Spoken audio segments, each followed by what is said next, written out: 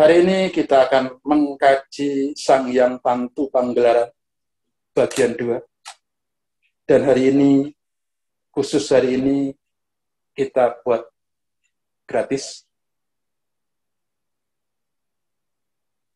Sehingga bagi mereka mungkin yang ingin sekedar tahu bisa mengikuti kajian kita. Dan tentu saja nanti akan kita ulang sedikit bagian pertama sebelum nanti kita akan meneruskan mengkaji bagian selanjutnya.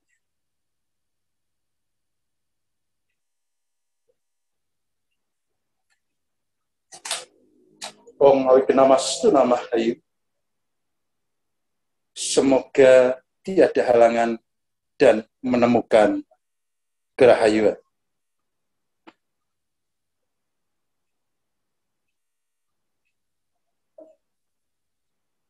Sang Hyang Tantu Panggelaran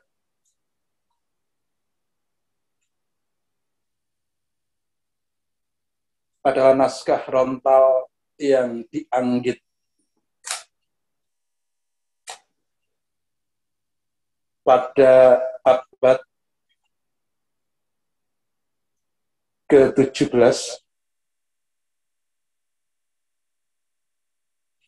sejaman dengan masa Mataram Islam berkuasa, awal Mataram Islam berkuasa di Jawa.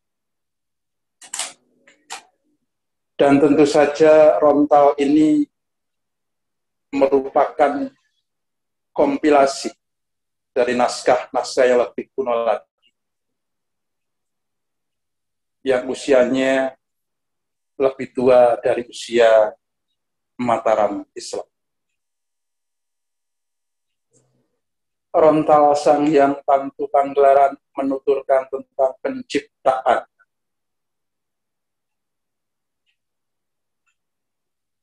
tantu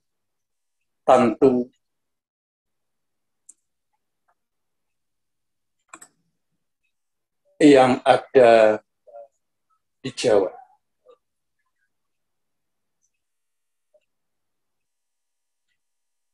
Kalau kita mengkaji lebih dalam lagi, sebenarnya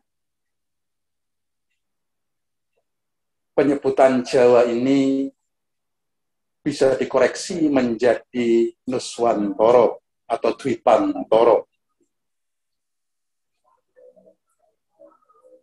Tetapi karena kita memaklumi ada keterputusan informasi karena kisah yang dituturkan di dalam Sang Hyang Tantu Panggelaran adalah kisah-kisah purba masa lalu.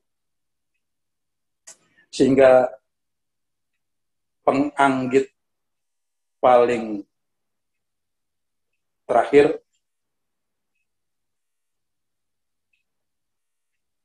menyebut apa yang terjadi di dalam Sang Hyang Tantu Panggelaran hanya terjadi di Jawa.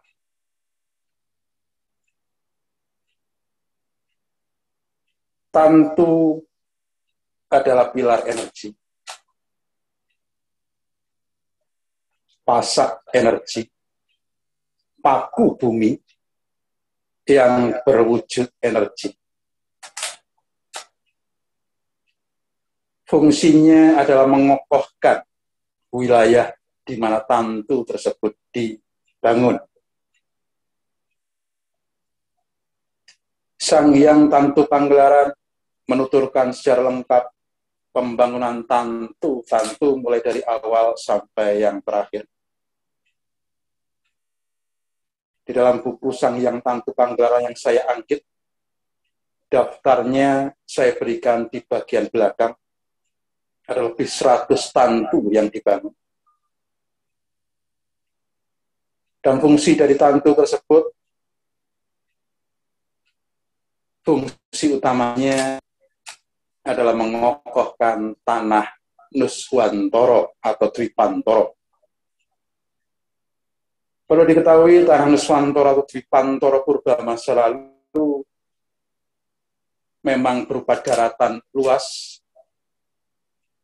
yang membentang mulai dari Malaysia, Kamboja, Champa, Sumatera, Kalimantan, Jawa, Bali, Lombok, Nusa Tenggara, dan sampai ke Pulau Timur. Daratan besar inilah yang disebut sebagai Dwipantara Purba. Atau kalau kita merujuk kepada naskah Purana, kitab Purana, daratan ini disebut Atala Dwipa. Kemungkinan besar Atala Dwipa inilah yang dikenal sebagai Atlantis oleh bangsa Yunani. Logat Yunani menyebut Atlantis. Di sini sebenarnya dikenal sebagai Atala Dwipa.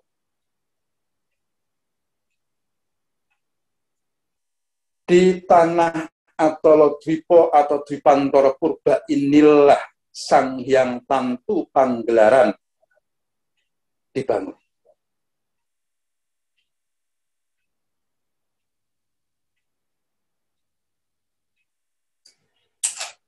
Seturut naskah rontal Sang Hyang Tantu Panggelaran,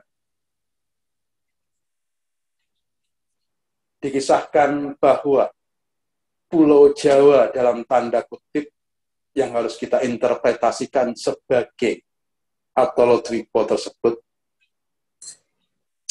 pada masa purba terombang-ambing oleh bencana alam. Dikisahkan ketika ada angin dari selatan, maka Pulau Jawa terseret ke utara. Ketika ada angin dari utara, maka Pulau Jawa terseret ke selatan. Tentu ini adalah penggambaran yang sedikit kurang tepat. Sebenarnya yang hendak digambarkan adalah tanah Nusantara Purba. Senantiasa bergejolak karena sering tertimpa bencana. Karena memang di tanah ini bencana alam menjadi langganan sehari-hari. Memang wilayahnya rawan bencana. Pada masa lalu, kondisinya sangat mengerikan. Sedikit-sedikit gempa bumi, sedikit-sedikit gunung meletus, sedikit-sedikit tsunami. Padahal tanah Atala Dwipa ini digadang-gadang menjadi tanah yang tepat bagi peningkatan spiritual manusia. Mengapa demikian? Karena di tanah inilah dualitas duniawi, iklimnya seimbang. Antara panas dan dinginnya seimbang. Tanahnya subur, makmur, sekaligus rawan bencana. Tanah yang seperti ini adalah tanah yang mencocoki, menunjang bagi peningkatan spiritualitas manusia. Oleh karenanya, Sang Hyang Bathara Guru menginginkan tanah Nusantara Purba ini atau Atala Dwipa ini bisa ditempati dan didiami oleh manusia.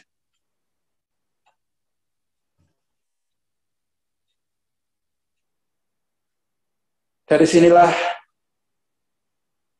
maka Bathara Guru atau pemimpin para dewa menginstruksikan agar memotong puncak Sang Hyang Mahameru atau gunung yang ada di alam Nistala. Niskolo itu gaib. Jadi kalau Anda ingin mengganti kosakata gaib yang berasal dari Arab dengan kosakata Nusantara atau Jawa, ganti dengan Niskolo.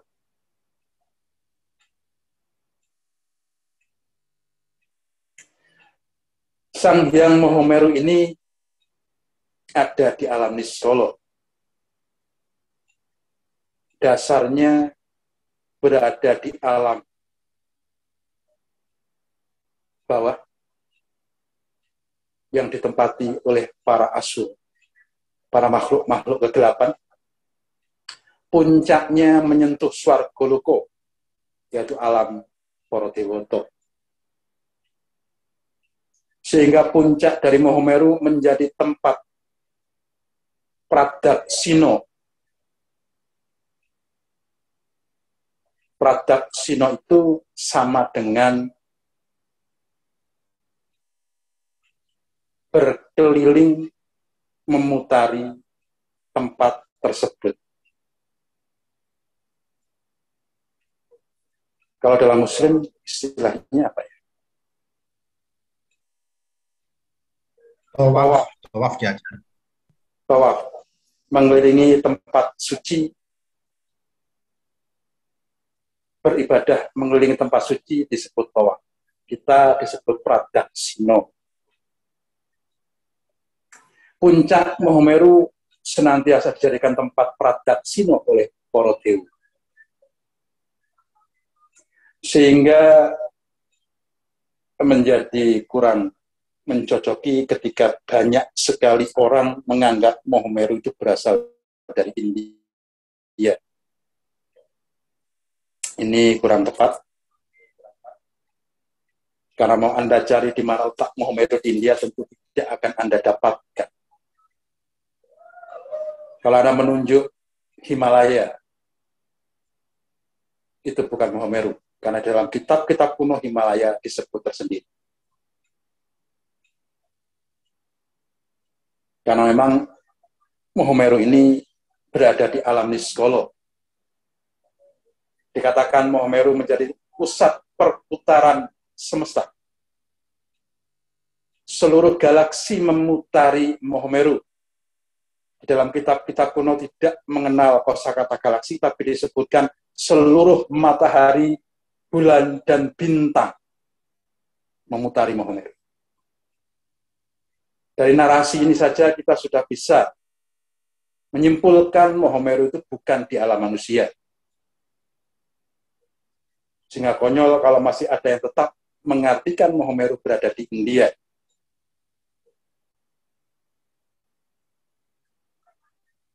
Karena tidak mencocoki dengan narasi matahari, bintang, bulan mengelilingi Mahameru.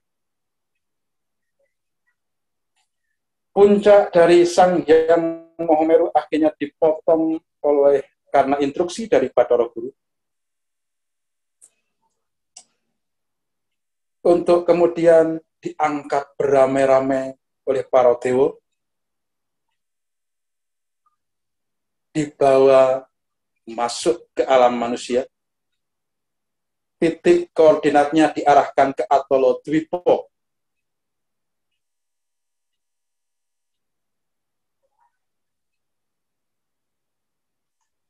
Titik koordinat pertama diletakkan di sebelah barat bagian selatan Atala Dwipa.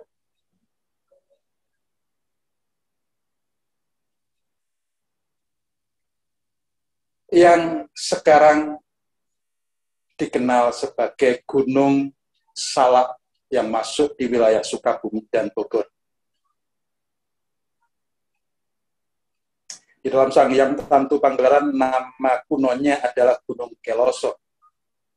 Karena begitu diletakkan di sana, karena diangkat oleh para dewa, terlihat bersinar-sinar, makelah-kelah, akhirnya dinamakan Gunung Keloso. Sekarang dikenal sebagai Gunung Salak. Begitu puncak Mahameru diletakkan di sebelah barat bagian selatan Atala Dwipa, Anda harus ingat bahwa Atolot waktu itu masih berbentuk daratan, belum terpecah-pecah lautan seperti sekarang. Tapi memang koordinatnya diletakkan di selatan bagian barat karena wilayah selatan ini rawan bencana. Begitu diletakkan di bagian selatan sebelah barat Atolot, ternyata bagian timur Atolot bencana semakin menjadi-jadi. Oleh karenanya instruksi selanjutnya dari Bathara Guru, puncak dari Gunung Kelasa dipotong kembali untuk dibawa ke timur.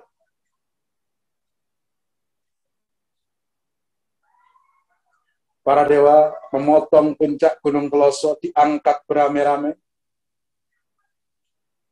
dibawa terbang ke timur dengan kekuatan penuh, dengan kecepatan penuh, karena bencana menggila di wilayah timur.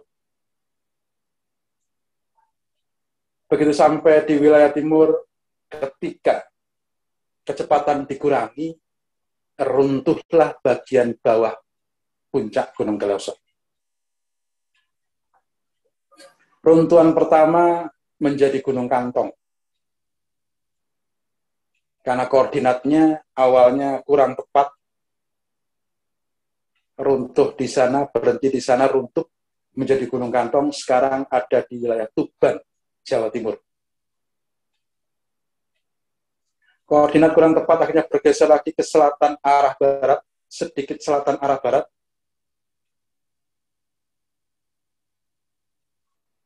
Runtuh lagi ketika kecepatan dikurangi. Ketika mencari koordinat yang tepat, runtuh menjadi Gunung Wilis yang sekarang ada di barat kota Kediri. Koordinat kurang tepat lagi dibawa lagi ke timur, sedikit bergeser ke timur,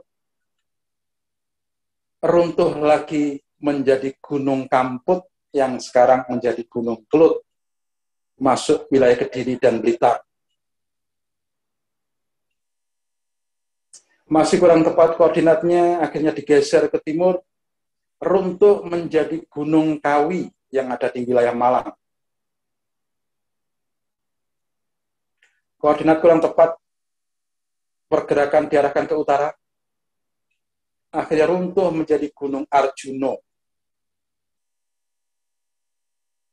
Dan di sana juga runtuh menjadi Gunung Kemukus. Gunung Kemukus bukan yang ada di Sragen, tempat taruh itu bukan. Tapi ini Gunung Kemukus yang ada di jajaran Pegunungan Arjuno, Jawa Timur.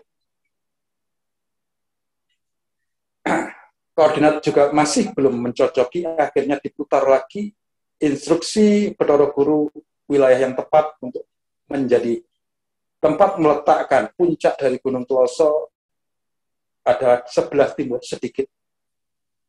Dan sekarang menjadi Gunung Semeru.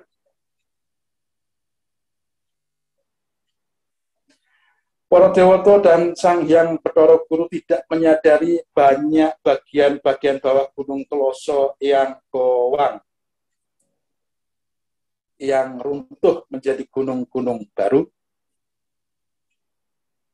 sehingga begitu diletakkan di Gunung Semeru, posisinya menjadi miring dan hampir-hampir roboh. Puncak dari Gunung Kelasa terlempar dan dengan cekatan diterima. Dengan cekatan diselamatkan oleh para Dewata dan diletakkan sekarang menjadi Gunung Pawitro yang sekarang dikenal sebagai Gunung Penanggungan di Mojokerto. Dan sisa dari Gunung Kelasa akhirnya didirikan bersandar kepada Gunung Brahmo atau sekarang Gunung Bromo. Jadilah Gunung Semeru sekarang. Kalau Anda melihat Gunung Pawitro atau Gunung Penanggungan dari kejauhan, Anda akan melihat puncaknya itu sedikit gundul. Puncak Gunung Penanggungan. Dan karena memang itu puncak tertinggi dari Muhammad yang ada di alam Isra. Oleh karenanya jangan heran kalau Gunung Penanggungan dipenuhi oleh situs-situs suci, ratusan situs suci dibangun di lereng Gunung Penanggungan. Termasuk salah satunya adalah Patirtan Jolotundo, di mana kita sudah mulai tantu di sana kemarin. Orang Jawa kuno, orang Sunda kuno paham akan ini. Dan kita sekarang, manusia Jawa, tidak paham. Sehingga butuh untuk dipahamkan kembali. Apa alasan manusia Jawa kuno membangun ibu kota Mojopahit di lereng Penanggungan? Alasannya karena mendekati puncak Mohomeru.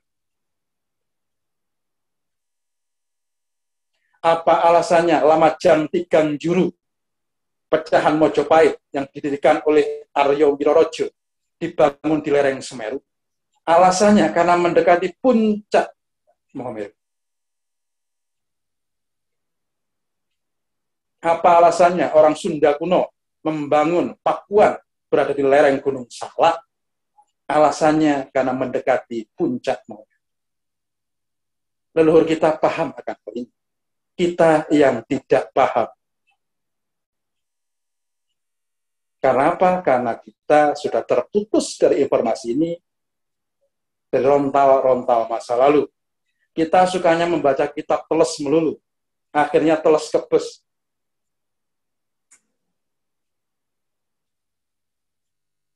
Amem. Bahasa Indonesianya amem itu apa? Saya nggak tahu.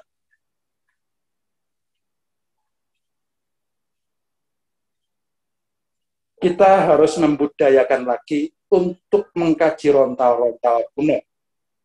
Sehingga tahu akan hal seperti itu. Nah, tantu tadi sebagai pasak energi atau paku bumi berguna untuk menahan bencana yang kerap terjadi di Nusantara.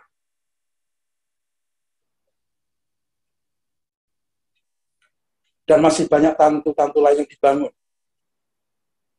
Ada 100 lebih tantu. Dan rata-rata dibangun di sepanjang bagian selatan Atol Gipo. Dan ketika banjir besar terjadi, ketika menenggelamkan tanah Atol Gipo, ternyata bagian selatan itu membentuk menjadi Pulau Jawa. Sehingga dengan kata lain, tantu-tantu tersebut banyak dibangun di sepanjang Pulau Jawa, mulai dari barat sampai ke timur. Kalau Anda bertanya kenapa hanya Pulau Jawa, kalau pertanyaan Anda benar-benar bertanya,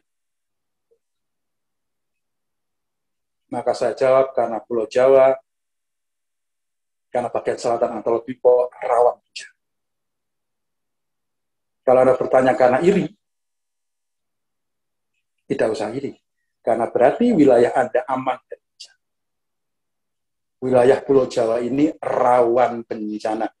Kalau tidak ada tantu dibangun oleh para dewoto masa lalu, Atol Gipo tidak bisa ditempati. Kalau perlu ditempati, mungkin wilayah sebelah utara.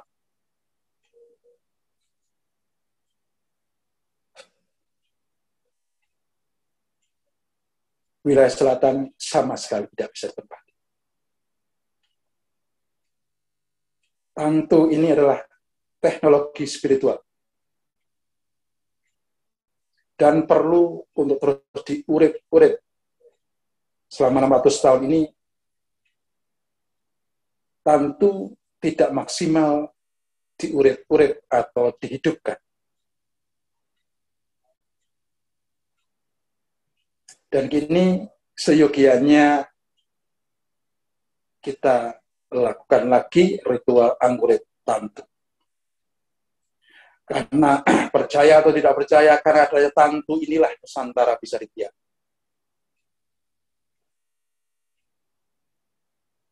Dan kita telah melupakan tradisi ini dan telah melupakan pengetahuan ini. Banyak ahli-ahli yang menerjemahkan tantu Panggelaran, tetapi tidak paham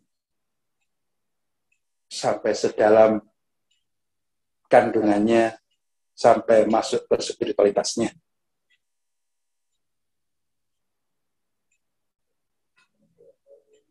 Mereka menganggap tantu ya tempat pembelajaran pun cuma itu saja. Padahal juga lebih dari sekedar tempat pembelajaran kuno, tantu adalah pilar energi, pasak energi, paku bumi. Kalau sekedar tempat pembelajaran kuno tidak perlu susah-susah. Bedoro Guru memotong puncak Maumere dibawa ke Nuswantara Purba. Buat apa?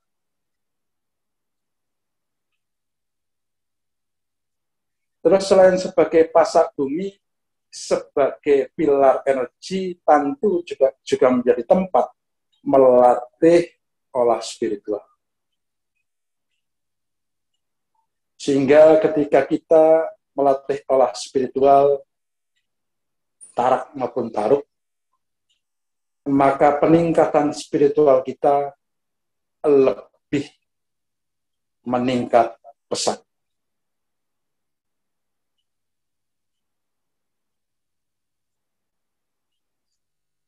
Dan tentu sebenarnya diperuntukkan bagi lelaku taruk, walaupun bagi yang tarak boleh mempergunakannya. Mengapa taruk? Karena kecenderungan manusia sangat susah untuk melepaskan kenikmatan duniawi. Sehingga Bathara Guru membangun tempat-tempat ya, sebagai pasak energi, juga sebagai tempat untuk melatih taruk, juga mengajarkan lelaku taruk.